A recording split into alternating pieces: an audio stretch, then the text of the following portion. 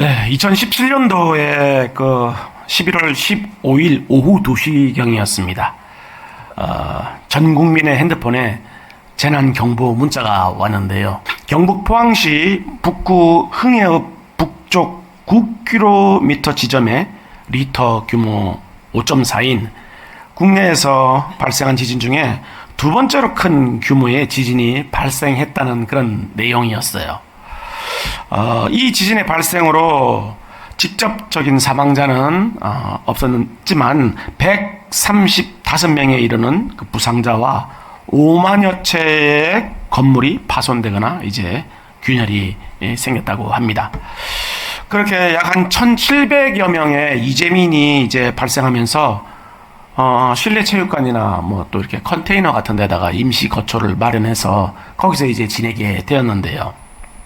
지진의 원인이 이제 초기에는 자연 발생적인 그런 지진이 아니었겠는가 했는데 나중에 이제 후속적인 그 연구 결과를 보니까 그 지열 발전소가 포항에 있는데 그 발전소 내에서 그 물을 이제 그 부지에 물을 주입을 하는 걸 통해서 그 물리적 압력 때문에 지진이 일어난 그런 원인으로 이제 이렇게 지목되기도 했습니다. 이후에 약 한 90여 차례 정도 되는 그 여진이, 그러니까 크고 작은 이제 지진이 계속 한 90여 차례 일어났다 그래요. 그래서 이제 일부 이재민들은 무려 1435일 동안 약 한 4년 정도를 집으로 돌아가질 못하고, 예. 그러니까 이 집이 지금 다 균열이 가 있고, 금이 다 가 있고, 이렇게 막, 이렇게 그러니까 돌아갈 수가 없죠. 그리고 지진이 계속 되니까 이게 불안해서 돌아갈 수가 없는 겁니다. 그래서 이제 그 임시 주거시설에서 이제 계속 지냈다고 하는데요. 직접적인 그 부상을 당하지 않은 주민들도 언제 다시 지진이 발생할지 이제 모른다는 큰 두려움 때문에 그 외상후 스트레스 장애를 겪으면서 장시간 이제 심리 치료를 받기도 이제 했습니다. 다행히 이제 그 후로는 지진이 멈추었고 모두가 자신의 삶의 터전으로 되돌아가게 되었는데요. 여러분 큰 지진 한번 경험해 보셨습니까? 혹시 사시면서? 저는 필리핀에서 한번 경험을 했는데 차를 타고 이제 가는데 갑자기 앞에 차가 이렇게 위로 올라가는 거예요. 그 제가 이게 지금 뭘 헛것을 보고 있나? 뭐지? 근데 갑자기 차가 올라갔다가 이게 한참 올라갔다가 한참 내려오는 거예요. 이렇게 또 보니까 이게 지진이 나서 다리가 이게 출렁거린 겁니다. 이렇게. 근데 다행히 다리가 무너지지는 않아가지고 극적으로 살았는데요. 그 후로는 못 나가겠는 거예요, 밖을. 그거 한번 경험하고 나니까. 너무너무 그 두려움이 오는데, 그래가지고 뭐 한동안 나가는 것도 막 이렇게 두려워하고 그런 경험이 있었는데요. 만약에 그 포항에 계속해서 그런 지진이 계속해서 발생했다면 어떻게 되었을까요? 거기에 아마도 계속해서 살지 못하셨을 것 같아요. 어떻게 살겠습니까? 빨리 다른 지역으로, 지진이 없는 지역으로 이제 이사를 가지 않겠습니까? 그렇게 우리가 살고 있는 모든 곳은 한치 앞을 알 수가 없고 또 바람 잘 날이 없습니다. 강력 사건 사고가 뭐 끊임없이 이어지고 있고 예상치 못한 천재지변이 계속 이제 발생하고 또 온갖 전염병, 불치병들, 그리고 또 나라와 나라 간에는 계속해서 전쟁이 끊이질 않고 있습니다. 그럼 뭐 사람과 사람 간에는 관계는 어떻습니까, 여러분? 서로를 속이고, 이용하고, 배신하고, 모함하고, 미워하고, 서로가 원수가 되는데, 그러다 보니까 어디 한 군데 잠깐 우리가 마음을 붙일 데가 없는 거예요. 그렇게 좋았다가도 금세 뭐 조그마한 이것만 개입되면 그렇게 그냥 순식간에 원수가 되어버리잖아요. 이제 그런데 이런 사실은 우리로 하여금 이 땅에 소망을 두는 것이 아니라 우리가 가야 할 영원하고도 궁극적인 나라가 있다는 사실을 상기시킵니다. 여기가 끝이 아니지. 예수님은 이제 자신이 이 세상에 다시 오실 때 그 나라가, 그 궁극의 나라가 완성될 것이라고 이제 가르치셨는데요.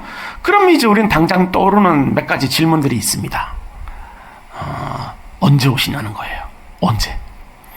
그러니까 예수님이 오실 때를 분별을 할 수 있는 어떤 그런 징조나 그런 기미가 있느냐는 것입니다. 그게 너무 궁금한 거예요, 우리는. 좀 마음대로 살다가 그때 근처에 가가지고 좀 잘 살라고 하는 그런 마음도 없지 않아 있을 것 같습니다. 그리고 또 어떤 질문이 있냐면 그 나라에 들어가려면 과연 어떻게 해야 되냐는 거죠. 그러니까 이 질문은 나는 거기 과연 들어갈 수 있느냐, 이제 그 질문인 겁니다. 그러니까 아무리 좋은 나라가 와도, 영원한 나라가, 궁극적인 나라가 와도 내가 못 들어가면 그게 무슨 의미가 있습니까? 아무 의미가 없잖아요. 그런 우리의 마음을 아시는 예수님은 오늘 본문에서 이 질문들에 대한 답을 이제 해 주십니다. 먼저 예수님은 그 날에 대해서 이제 말씀을 해 주시는데요. 그 날과 그 때는 아무도 모른다는 거예요. 사람은 뭐 말할 것도 없고 천사도 모르고 심지어 아들도 모른다는 거예요. 예수님도 모르신다는 거예요. 누구만 아신다는 겁니까? 성부 하나님만 아신다는 거였다. 좀 이상하죠, 여러분? 예수님 그럼 하나님 아니십니까? 하나님은 모르는 게 없으셔야 되잖아요. 모르는 게 있으시면 하나님 아니시잖아요. 여기까지 빨리빨리 질문이 와야 돼요, 여러분. 그냥 쭉 읽으시면 안 돼요. 이상하다, 좀. 하나님이 모르시는 게 있지. 바로 이게 생각이 돼야죠. 물론 예수님은 성자 하나님이시기 때문에 모르는 것이 있을 수가 없습니다. 그런데 이 의미는 뭐냐면 구속사적인 그 경륜 가운데 인성의 자리에서, 예수님은 신성과 인성이 다 있으시잖아요. 인성의 자리에 서서 아버지의 때를 드러내지 않으신다는 그런 의미예요. 모르신다고 얘기한 거는. 어쨌든 성부 하나님이 이외에 모두가 모르는 이유는 그날이 노아의 때와 같을 것이기 때문이라는 거예요. 노아의 때와 같이 인자의 임함도 그러하리라. 홍수 전에 노아가 방주에 들어가던 날까지 사람들이 먹고 마시고 장가들고 시집가고 있으면서 홍수가 나서 그들을 다 멸하기까지 깨닫지 못하였으니 인자의 임함도 그러하리라. 그러니까 노아의 특징은 온 세상이 물에 잠길 그런 대홍수가 올 그 어떤 조짐도, 그 어떤 징조도 보이지 않았다는 것입니다. 그냥 평범한 날이 그냥 일상적인 날인 거예요, 그냥. 그러니까 그런 것처럼 예수님이 다시 오실 때 세상의 분위기는 종말이 올 것 같은 그 어떤 징조도 기미도 전혀 보이지 않는 그냥 일상적인 나날 가운데 하루가 될 것이다. 지금 예수님 그렇게 얘기하시는 겁니다. 막 난리가 나서 막 그냥 갑자기 온 세계가 막 전쟁의 포화에 휩싸인다거나 아니면 무슨 갑자기 한 열흘씩 한 달씩 해와 달이 빛을 잃어버린다거나 하늘에 별들이 막 우두두 다 떨어진다거나 이런 게 전혀 안 보여. 그런 일이 보이면 이거 왔구나, 징조가 끝났구나 이렇게 생각할 텐데 전혀 그런 일이 안 보인다는 거예요, 그냥. 그래서 이제 사람들은 어떻게 한다는 겁니까? 먹고 마시고 시집가고 장가가고 취미생활하고 여행 다니고 다 똑같은 날. 그래서 이 세상은 천년만년 계속 지속될 것이다 하고 편안한 마음을 가지고 있는 그런 날 가운데 하루. 더 무서워요. 그렇죠? 왜요? 준비를 할 수 없잖아요. 갑자기 오시는 거니까. 그런데 이제 그렇게 멀쩡하던 하늘에서 갑자기 비가 쏟아지기 시작하면서 며칠 동안 왔습니까? 노아 홍수 때 40주야가 왔잖아요. 40일 동안 비가 쏟아지고 땅속에 깊은 샘이 탁 터지니까 온 지구가 다 물에 잠겨버린 거 아닙니까? 아무런 징조가 없었던 거예요. 마른 하늘에서 비가 떨어지기 시작한 거예요. 파란 하늘에서 갑자기 유황불이 떨어지기 시작한 거예요. 그거 어떻게 징조가, 무슨 징조가 있습니까? 그래서 소돔과 고모라도 갑자기 그런 심판을 받았지 않습니까? 그런 것처럼 너무나도 일상적인 어느 날 예수님은 오실 것이고 세상은 돌연 종말을 맞이하게 된다는 것입니다.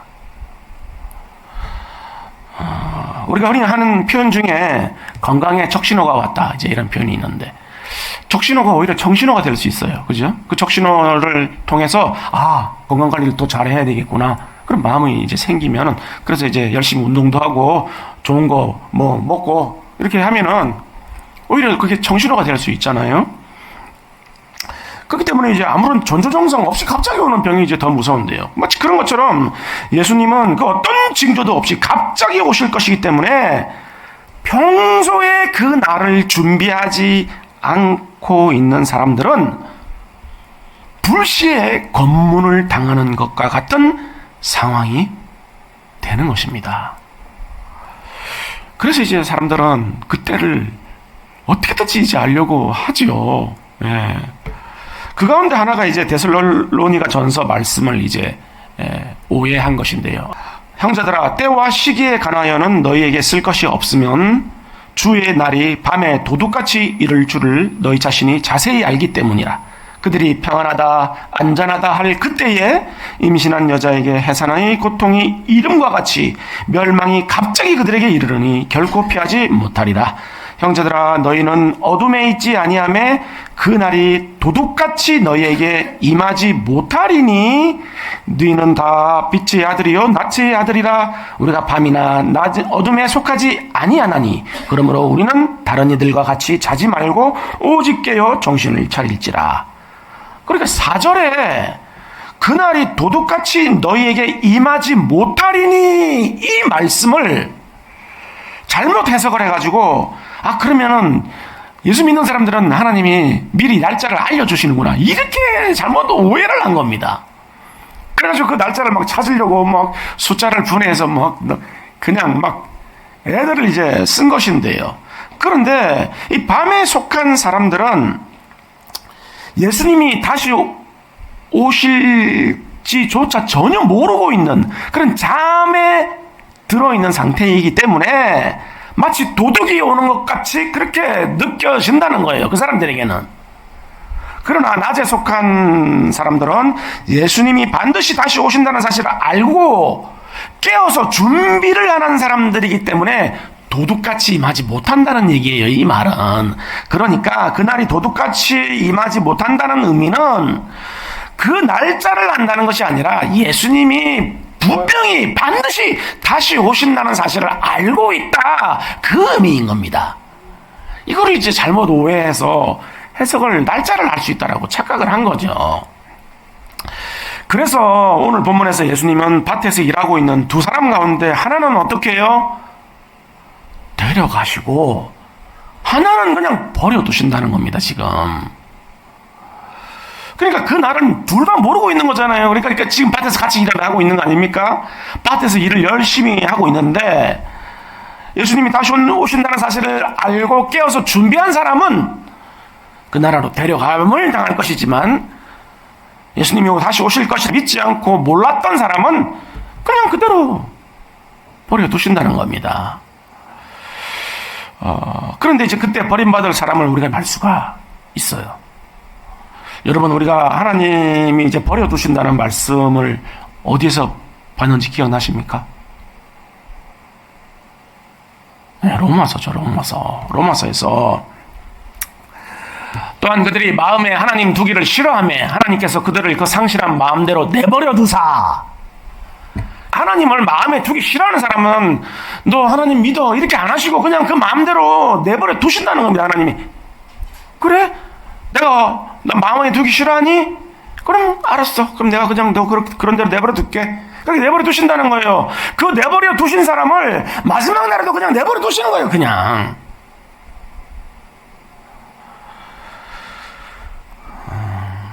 그렇기 때문에 하나님을 떠나서 자기 마음대로 사는데 만사가 자기 뜻대로 돌아가는 게 더 무섭습니다. 왜죠? 하나님에게 돌아올 일이 없잖아요, 그러면. 아니, 내가 내 뜻대로 내 마음대로 인생이 다 되는데 하나님을 찾을 이유가 뭐가 있겠어요? 안 돌아오죠.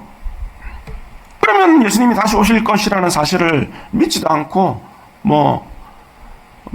알지도 못해서 그날을 준비할 수가 이제 없게 되는 것인데요. 그러니까 평소에 자기가 주인 돼서 자기 마음대로 살아가는데 되는 것이 없으면 오히려 여러분 감사해야 돼요. 예. 그렇죠. 예. 왜입니까? 하나님이 지금 그걸 깨우시는 거잖아요, 계속. 그러니까 오히려 하나님이 떠나서 내가 내 마음대로 사는데 잘 되면 야 이거 왜 이러냐 이러셔야 되고, 내가 내 마음대로 막 그냥 인생 막 살아가는데 뭐가 잘 안 돼 계속, 그러면 하나님 나를 깨우시는구나. 이 센스죠, 센스. 믿음의 센스. 여러분들 그런 센스 다 있으실 줄로 믿습니다. 예. 두 분만 아멘 하셨어요. 그렇기 때문에 오늘 본문에서 예수님은 어느 날에 오실지 너희는 알지 못하니 항상 깨어 있으라, 이렇게 경고를 하신 것인데요. 그러니까 우리가 그날이 언제인지 전혀 알 수 없기 때문에 그날을 대비하기 위해서는 어떻게 해야 됩니까? 항상 깨어 있을 수밖에 없다는 겁니다, 지금. 예. 근데 문제는 뭡니까? 예, 깨어 있을 능력이 없어요, 우리가. 왜 그러죠? 우리가 왜 그런 겁니까? 왜냐면 우리도 또한 똑같이 이 땅에 발을 딛고 살아가고 있기 때문에 우리도 좀 모르게 그냥 이 땅의 것을 소원하면서 살아가기 때문입니다. 예. 어지간히 그냥 믿음이 있다는 사람들도 예외가 없어요. 이거는 왜입니까? 우리 본성이 그렇기 때문에 그래요. 그 대표적인 사람이 이제 욥인데요. 욥은 정말 우리가 성경에서 인정하는 대표적인 그런 훌륭한 신앙을 소유한 사람 아닙니까? 그렇죠? 하나님이 막 극찬하셨잖아요, 욥은. 근데 하나님께서 이제 사탄에게 이제 하루는 불러가지고 쭉 세워놓고, 천사들하고 사탄하고 세워놓고, 너 어디 갔다 왔니? 여기저기 다니다 왔습니다. 너 우스 땅에 혹시 욥이라는 사람 봤어?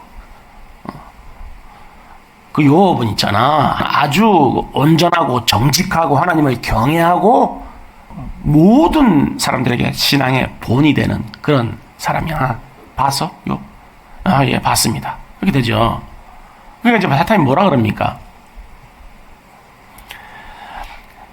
하나님, 욥이 아무런 이유도 없이 그렇게 하겠습니까? 아니, 욥이 분명히 이유가 있기 때문에 그렇게 하는 거예요. 뭔데? 그러니까 하나님이 땅에 넘치도록 욥의 소유를 막 주시니까 그래서 욥이 그렇게 하는 겁니다. 아니, 하나님 정말 모르셔서 그러시는 거예요? 이렇게 얘기를 하는 거예요. 그러니까 하나님이, 그래? 정말이야? 아니, 내가 막 소유를 막 많이 줘가지고 그럼 욥이 그렇게 한다는 거야? 그렇게 신앙이, 믿음이 있는 척 한다는 거야? 그럼 한번 시험해보자. 그러면 그 소유물을 다 한번 뺏어봐. 거기까지 내가 허락할게. 그래서 이제 어떻게 하죠? 하루아침에 다 뺏어버리잖아요, 그 소유물을. 그러면 어떤 사람들은 그럽니다. 그래도 빚은 없잖아요. 다 자기 갖고 있는 거 뺏긴 거. 당시 욥이 가지고 있는 소유물이 어마어마했습니다. 양 7,000마리. 양 7,000마리를 어떻게 그걸 키웁니까? 7,000마리를. 어딜 데리고 다니면서 그 풀을 뜯깁니까? 소 1,000마리, 낙타 3,000마리, 암낙이 500마리, 종은 헤아릴 수도 없고, 아들 7명, 딸 3명. 하루아침에 없어져 버린 거, 이게 다. 하루아침에. 그러니까 지금 이거를 이제 오늘날 화폐 가치로 환산을 해보면 좋게 수천억 원대가 된다고 합니다. 특히 이제 낙타는 당시에 이제 아프리카 쪽에 이제 교역할 때 운송수단이었기 때문에 가치가 환산할 수도 없대요. 근데 낙타가 몇 마리라고요? 3,000마리. 어마어마한 부자였습니다. 그러니까 지금으로 따지면 아마 일론 머스크나 마이크로소프트사의 빌 게이츠 정도 되는 것 같아요. 근데 이게 무슨 몇 년에 걸친 것도 아니고 하루아침에. 여러분, 부자가 망해도 몇 년 간다고요? 3년은 간다고. 3대가 간다가 아닙니까? 3대? 예. 3대가 간다고 그러는데 이게 하루아침에 날아가 버렸으니까 이게 어떻게 감당이 되는 겁니까? 이게 지금 잠깐 들어앉을 집도 젖어버린 거 아니에요, 지금? 길거리에다 앉은 거잖아요. 근데 욥이 어떻게 반응을 했다는 겁니까? 주신이도 하나님이시오, 거둔신이도 하나님이시라. 와, 깜짝 놀랄 일이죠, 정말. 대단하다. 그러니까 이제 사탄이 다시 하나님께 이제 이렇게 말을 하는데요. 사탄이 여호와께 대답하여 이르되 가죽으로 가죽을 바꾸오니 사람이 그 모든 소유물로 자기의 생명을 바꾸올지라. 이게 무슨 말이냐면, 가죽으로 가죽이란 말, 가죽은 뭐냐면 생명을 의미합니다. 생명을 의미하는 건데, 모든 소유물로 자기 생명을 바꿀지라는 뭐냐면, 자기 생명을 구하기 위해서는 자기 모든 걸, 전 재산을 다 팔 수 있다는 거예요. 사람은 안 그러시겠습니까? 내가 만약에 지금 목숨이 경각에 달렸는데 네 가진 거 다 준다 그러면 안 주겠어요? 다 줄 수 있죠. 그러니까 내 소유물은 내 생명을 구할 수만 있다면 다 줄 수 있다는 거예요. 그 얘기를 하는 겁니다. 그러니까 지금 소유물, 욥의 소유물 다 가져가도 자기 생명만 구할 수 있으면 욥은 그렇게 할 것이라는 거예요. 그렇게 대답할 것이라는 거죠. 그러니까 하나님이 뭐라고 하십니까? 그래? 그러면은 건강도 한번 손을 대봐. 몸에도 한번 손을 대봐. 생명은 안 되고 거기까지 한번 해봐. 보자. 욥이 어떻게 하는지. 이렇게 이해하신 겁니다. 그래서 이제 욥이 어떻게 되는 겁니까? 온몸에, 그죠? 피부 궤양이 생기죠. 종기가 발끝에서 머리 끝까지 그냥 온몸에 종기가 막 생겨가지고 그 살갗이 벌레와 흙덩이로 옷 입은 듯하게 되었다고 이제 이렇게 기록이 돼 있어요. 네, 그냥 막 엉망이 되어버린 거죠. 그러니까 이제 그 통증이 얼마나 극심했겠어요. 신경통까지 와가지고 피부는 말할 것도 없고, 얼마나 괴로우면 기와장으로 그걸 긁었다 하잖아요. 벅벅벅벅 온몸을 기와장으로. 그래가지고 그 신경통, 관절통이 막 밤마다 그래가지고 그냥 온 뼈마디가 쑤셔가지고 잠도 한숨 못 자는 겁니다. 그냥. 그래서 나중에는 그 고통이 얼마나 극심했는지 그 피부와 뼈까지 새까맣게 다 타버렸을 정도라고 그래요. 예. 그렇게 되니까 이제 욥이 어떻게 반응을 합니까, 여러분? 기억나십니까? 하나님을 원망을 못하고 자기 생일을 저주를 합니다. 예. 야, 내가 왜 태어나가지고 이 죽을 고생을 하냐? 태에서 죽었어야 되는데 왜 나가지고 내가 이렇게, 이게 무슨 말입니까? 제발 좀 그냥 죽여달라는 거죠. 너무너무 고통스러우니까 제발 좀 제 생명 좀 거두어 주세요. 이제 제발. 그러고 있는 거예요, 지금. 그렇게 믿음이 좋아 보였던 욥도 자신의 몸에, 건강에 고통이 오니까 영혼 밑바닥 깊은 곳에 숨어있던 그 믿음의 실체가 이제 드러나기 시작합니다. 예. 우리는 뭐 조금만 소유물 조금만 없어져도 바로 드러나죠. 예. 근데 여기는 그래도 많이, 그죠? 예. 많이 그래도 믿음이 깊은 겁니다.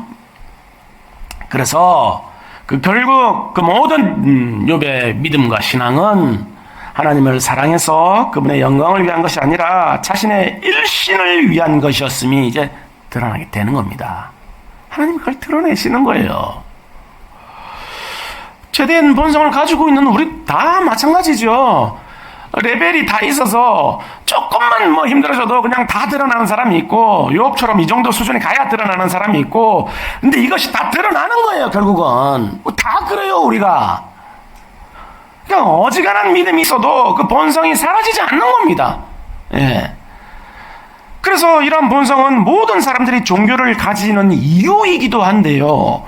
그러니까 종교는 뭡니까, 여러분? 내가 원하는 것을 얻기 위해서 어떤 초월적인 존재에게 그에 상하는 것을 주면서 거래를 시도하는 게 종교라는 거예요.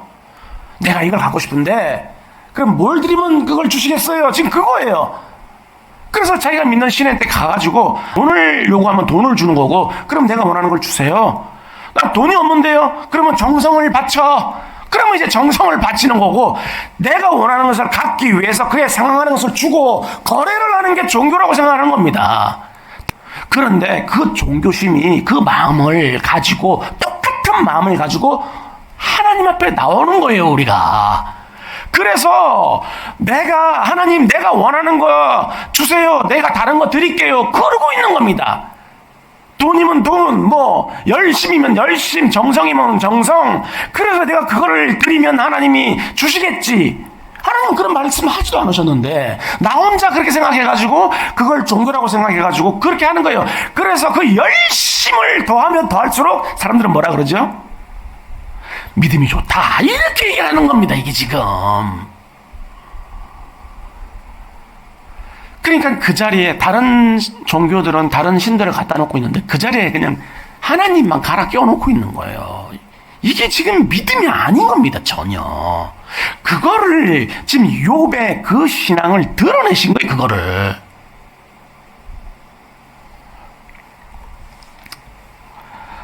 그러니까 하나님께서 사탄이 욥의 몸에 손을 대도록 허락하신 것은 이러한 마음으로 신앙생활을 하면서 자신의 영혼은 안전하다고 생각하는 욥의 영혼을 뒤흔들어 깨우신 것인데요. 왜입니까? 이런 상태로 있으면 마지막 날 어떻게 되죠? 버려지는 거예요. 버려져. 밭에서. 우리 심령 깊은 곳에서 하나님을 사랑하지 않고 그분의 영광을 위한 것이 우러나지 않으면 데려감을 받지 못한다는 겁니다. 지금 이 보통 심각한 문제가 아니에요. 그럼 누가 지금 그러면 데려감을 당할 수 있습니까? 누가? 우리 다 지금 우리 원하는 거 얻으려고 하나님 앞에 나와 있는데 그럼 우리 신앙은 지금 다 가짜란 얘기인데 누가 지금 하나님 나라에 들어갈 수 있는 겁니까? 그러면 보통 심각한 문제 아닙니다. 지금 이게. 하나님께서 우리를 자녀를 삼으신 이유는 하나님을 영혼 깊은 곳에서부터 경외하고 사랑하도록 하기 위해서이지 우리와 거래를 하려고 부르신 게 아니라는 겁니다. 지금. 그러니까 서두에서 말씀드렸던 그 우리를 둘러싸고 있는 그 이 세상에서 끊임없이 일어나는 그 모든 환란들은 이러한 마음으로 종교 생활을 하는 것으로 안심하면서 그날을 준비하고 있지 않는 우리를 흔들어 깨우시는 하나님의 손길인 겁니다. 그게 신앙생활이 아니야. 그게 믿음이 아니야. 너 갖고 싶은 거 받으려고 열심을 내는 거 그게 믿음이 아니야. 그거를 하나님이 계속 말씀하시는 거예요. 심지어 교회에서도 그거를 열심을 내서 열심을 봉사하고 열심을 헌금하고 하나님께 바치고 열심으로 하나님이 그 기도를 걸고 들으실 거다. 그거 기독교 아닙니다. 그거는 하나님은 그러신 분이 아니에요. 세상 종교 가운데 하나에 속해 있는 다른 종류의 신이 아닌 겁니다. 하나님은 우리를 자녀로 삼으셨어요. 그렇기 때문에 우리는 내일 지구에 종말이 온다 해도 오늘 나는 사과나무를 심겠다고 한 스피노자처럼 언제 오셔도 내가 하나님께 데려감을 당할 수 있도록 늘 깨어서 이제 우리는 준비를 해야 되는데요. 그렇다면 이제 우리가 다음 질문이 자연스럽게 떠오릅니다. 어떻게 사는 것이 마지막 날을 준비하는 삶인가 하는 것이죠. 어떻게 해야 될까요? 어떻게 사는 게 마지막 날을 준비하는 삶이 될까요, 여러분? 오늘 보면 45절에서 예수님은 그 삶의 특징을 가르치는데요. 충성되고 지혜 있는 종이 되어 주인에게 그 집사람을 맡아 때를 따라 양식을 나눠줄 자. 누구냐? 주인이 올 때 그 종이 이렇게 하는 것을 보면 그 종이 복이 있으리로다. 주인의 종이 되어 때를 따라 양식을 사람들에게 나누어지는 일을 하는 것. 그것이 그날을 준비하는 삶이라는 겁니다. 지금. 이런 삶을 뭐라고 합니까? 우리가 보통 정직이죠. 정직이. 주인이 맡기신 거를 가지고 다른 사람들 나눠주는, 다른 사람들을 섬기는 일을 하는 거. 정직이잖아요. 지금. 그러니까 정직이로서의 삶을 사는 것이 그날을 준비하는 삶이라 이제 그런 의미가 되는데요. 여러분, 정직의 특징이 뭡니까? 정직이는 우리 방금 읽었지만 가장 큰 특징은 종이에요. 주인이 있어요. 정직이는. 그렇죠? 그러니까 우리가 주인 돼서 우리 마음대로 살면 정직이가 아닌 겁니다. 우리가 주인인 거지. 누구의 종입니까? 그리스도의 종이죠. 오실 그리스도의 종이죠. 그러니까 오실 그리스도는 자신을 주인으로 고백하고 그 말씀에 순종하면서 살아가는 사람을 준비된 사람으로 여기고 그날 데려가신다는 거예요. 지금. 그렇게 정직이는 자신에게 주어진 모든 것은 다 주인이 맡기신 것이라고 생각하고 그것을 분명하게 인식을 하고 그것을 주인 뜻대로 그 집 사람들을 맡아서 양식을 나누어 주는데 사용하는 사람이라는 것인데요. 그러니까 자신에게 주어진 모든 것들이란 뭡니까, 여러분? 복음, 하나님 여러분들에게 복음 주셨잖아요. 복음, 은사. 여러분들 각자 다 은사가 있으시잖아요. 은사. 여러분들 소유, 뭐 많지는 않지만 그래도 다 소유 있으시고, 뭐, 능력, 재능, 시간, 건강, 다 하나님이 주신 거라는 겁니다. 이것이 내게 아니라는 인식이 분명히 있어야 된다는 거예요.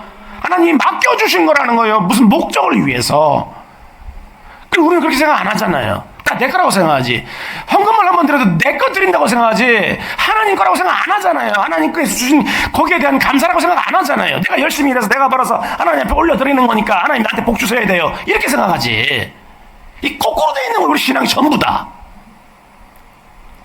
청지기는 뭡니까? 전부 다 하나님 거라는 거예요. 전부 다. 그럼 내 마음대로 사용할 수 있습니까? 그런 것들을? 뭐 없죠. 주인의 뜻대로 따라 사용해야 되는 거잖아요. 지금. 그래서 주인이 어떻게 사용하라는 겁니까? 다른 사람들을 살리고 섬기는 데 사용하라는 겁니다. 지금. 때를 따라 양식을 나눠주라는 얘기는. 그래서 이제 예수님은 청지기에게 어떻게 하신다는 겁니까? 그의 모든 소유를 그에게 맡기리라. 와, 여러분 놀라셔야 돼요. 주인이 그 청지기에게 자기의 모든 소유를 싹 다 맡긴답니다. 우린 청지기로 살면 늘 그저 궁핍할 것 같잖아요. 내게 없다고 생각하니까. 아니, 주인께 다 주인이 모든 다 맡기신대요.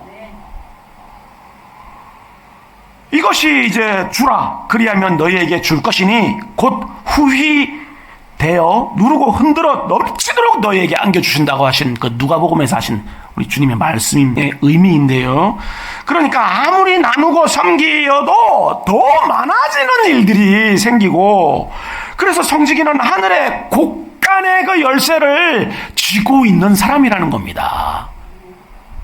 하늘의 곳간의 그 열쇠를 청지기가 가지고 있는 거예요. 필요에 따라서 다 섬기는. 근데 어떻게 된다는 거예요? 곳간이 비는 날이 있습니까? 그런 날은 없죠. 왜죠? 누구의 곳간입니까? 하나님의 곳간이니까. 아유, 뭐 그냥 마음이 얼마나 넉넉해집니까, 여러분? 여러분들이 곳간의 열쇠를 가지고 계신 분들이에요. 생각만 바꾸시면 돼요. 내게 아니라는 거. 그럼 어떻게 됩니까? 가을녘에 그 벼가 무르익어가는, 그렇죠? 넘실넘실대는 그 벼를 바라보면서 그 농부가 넉넉해지는 마음 아니겠어요? 그 마음인 거죠. 청지기는 그런 마음을 가지게 되는 겁니다.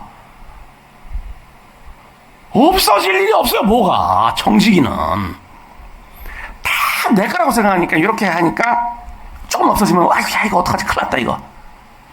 얼마 안 남았네. 막 계속 쫄리고 살아요. 내가 주인 되고 살면. 청지기가 되면 넉넉해. 막 후이 퍼져. 왜죠? 어차피 내가 아니니까. 어차피 내가 아니잖아. 막 퍼져. 그냥 가져가. 그렇게 사랑 없어서 각박하기 그지없는 세상에 넉넉한 그 농부의 마음으로 하나님의 사랑을 삶으로 증거하면서 살아가는 것, 그게 바로 그리스도가 다시 오실 날을 준비하는 삶일 것입니다. 제가 뭐 시간이 이제 없어가지고 야구 경기를 이제 그 시청을 이제 계속 하지는 못하지만 이제 마음속으로 응원하는 팀이 하나 있습니다. 하나, 대전의 연고를 하나 이글스인데요. 뭐 딱히 대전에 그 뭐 연고가 있는 건 아닌데 하도 꼴등만 하니까 꼭 제 인생을 보는 것 같아가지고 그 연민의 정이 생겼어요. 한번 이기면 놀래가지고 박수를 치고 웬일이니? 그러고 막.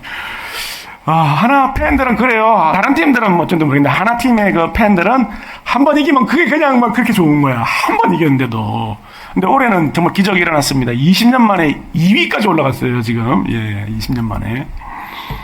근데 하루는 이제 채널 돌리다가 딱 보니까 하나 게임이 딱 이제 걸렸어요. 얻어 걸렸어요. 그래가지고 딱 보는데, 말루 투아웃 상황입니다. 말루 모든 루상의 이제 주자들이 다 투아웃인데 안타 하나만 치면 2점 들어와가지고 2, 3루에 있는 주자가 들어와서 역전이 되는 그런 상황이었는데 어떻게 해요? 야, 딱 쳤는데 총알같이 나가냐.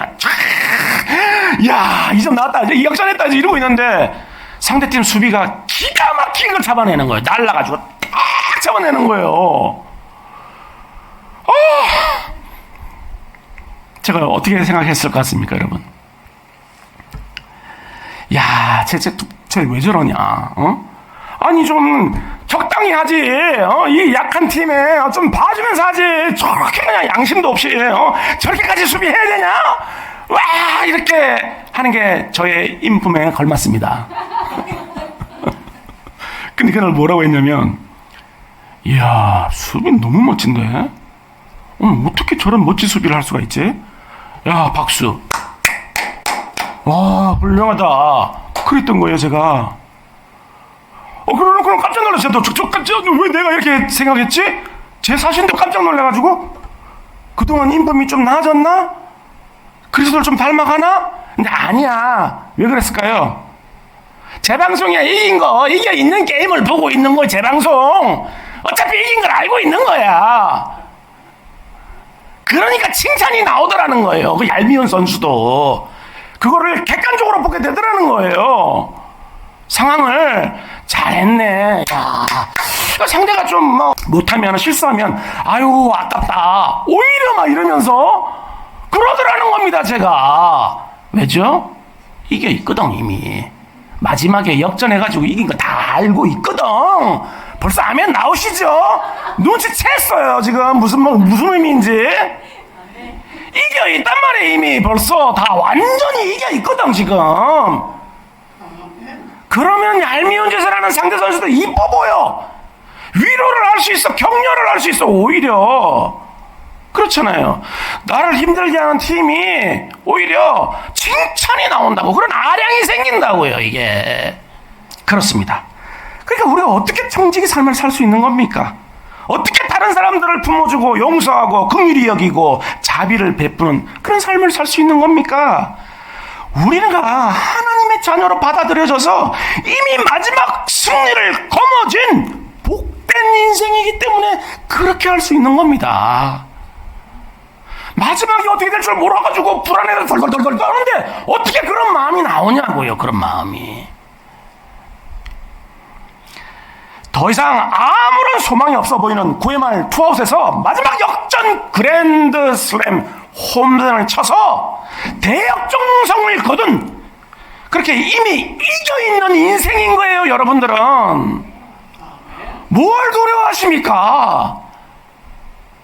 걱정 근심할 게 없는 겁니다. 그렇기 때문에 이 세상에서 아무리 험한 그런 역경과 시련을 만나도 끝까지 기쁨을 잃지 않을 수 있는 겁니다. 그렇죠? 감사할 수 있는 거예요. 이미 이겨 있잖아요. 역전했잖아요. 이미 역전승을 거두고 그 승리 트로피를 쥐고 있잖아요. 그 면류관을, 승리의 면류관을 여러분들이 이미 받아쥐고 있잖아요. 그렇기 때문에 인내하고 견뎌낼 수 있다는 겁니다. 끝을 알고 있으니까. 우리의 대장 되신 그리스도께서 이미 승리의 깃발을 그 나라에 꽂으셨기 때문이에요. 그러므로 우리가 인생 여정 가운데 어떤 일을 만나도 끝까지 낙심하지 않고 포기하지 않아야 되는데요. 억울하죠, 포기하면. 이미 다 이겨 있는데. 그렇지 않습니까? 하나님께서 우리를 죄와 사망에서 건지셔서 그냥 그 나라로 데리고 가시는 것만이 목적이 아니기 때문인데요. 그럼 만약에 우리가 천국으로 들어가는 것만 하나님이 목적으로 삼으신다면 예수 믿는 즉시 바로 데려가 주시면 되잖아요. 그러면 이 험한 꼴 안 보고 그냥 이 고통스러운 날이면 날마다 근심, 걱정, 염려, 두려움 속에서 살아가는, 더 이상 살지 않고 예수 믿는 즉시 바로 불러주시면 되는데 왜 안 불러주시냐는 거예요. 왜입니까? 세상에서 제일 하나님 다 믿게 하기 쉬운 방법이 뭡니까, 여러분? 우리 다 예수 믿는 사람들 잘 먹고 잘 살게 해주시면 예수 안 믿을 사람 누가 있어요? 다 예수 믿지. 삽시간에 한 며칠 만에 다 예수 믿지 않겠어요? 온 세상 사람들이. 근데 그거는 예수 믿는 거라고 인정 안 하시는 거예요, 하나님이. 지금 욥하고 똑같은 거잖아요. 그럼 왜 두시자는 겁니다. 왜 두시냐는 거예요, 우리가. 하나님께서 왕의 자녀로서의 면모를 갖추도록 하시는 겁니다, 지금. 그리고 그 영원한 나라의 상속자가 되기에 합당한 자로 길러내시고 있는 겁니다, 지금 우리를. 이 상황과 환경을 통해서. 그런데 우리는 그 하나님의 마음은 모르고 늘 먹고 사는 거에 매달려가지고 대롱대롱 매달려 있는 거예요, 지금. 그 괴리가 얼마나 큰지 몰라요, 그 간극이. 그렇게 그 나라의 기업의 영광의 풍성함과 그분의 모든 충만하신 것으로 충만하게 하시도록 우리를 그 궁극의 영광으로 하나님께서 인도하고 계신 것입니다. 그렇게 여러분들은 존귀한 존재예요. 그렇기 때문에 예수님이 다시 오실 그날은 우리에게 있어서 역사가 끝이 나는 날이 아니라 하나님 나라가 완성되는 날인 겁니다. 마침내 그리고 그 완성된 나라로 들어가는 날이 그날인 거죠. 그렇게 모두가 마지막이라고 생각하는 그때가 우리에게 있어서는 영원한 생명의 시작의 날인 겁니다. 오히려 소망의 날인 거죠. 모두가 다 끝장이 났다라고 할 때 우리는 오히려 환희의 찬송을 부를 수 있는 날이 되는 것입니다. 그 날이. 그렇기 때문에 그 나라로 들어가는 것보다 더 존귀하고 복된 인생은 없는데요. 그러므로 우리는 늘 깨어서 청지기로서의 사명을 끝까지 감당해 나가야 하겠습니다. 그리고 그 어떤 상황과 처지 가운데서도 기쁨과 감격을 잃지 않고 인내할 수 있어야 하겠습니다. 그럴 때 그리스도께서 오시는 그날은 우리 인생의 최고의 날로 다가오게 될 것입니다. 오늘은 항선아 시인의 이슬처럼이라는 시의 한 대목을 읽고 마치면 좋겠습니다. 제가 한번 읽어보겠습니다. 이슬처럼 길가 풀잎에 맺힌 이슬처럼 살고 싶다. 수없이 밟히우는 자의 멍든 아픔 때문에 밤을 지새우고도 아침 햇살에 천진스레 반짝거리는 이슬처럼 살고 싶다. 한숨과 노여움은 스치는 바람으로 다독거리고 용서하며 사랑하며 감사하며 욕심 없이 한 세상 살다가 죽음도 크나큰 은혜로 받아들여 흔적 없이 증발하는 이슬처럼 가고 싶다. 오직 그리스도가 다시 오실 그날을 사모하고 준비하는 사람만이 죽음, 그 사망 권세를 넉넉히 이겨낼 수 있는 것입니다. 이 시간 늘 깨어서 우리 주님 다시 오실 그날을 충성스럽게 준비하고 그날 데려감을 당하는 여러분 모두가 될 수 있기를 주님의 이름으로 간절히 축원하겠습니다.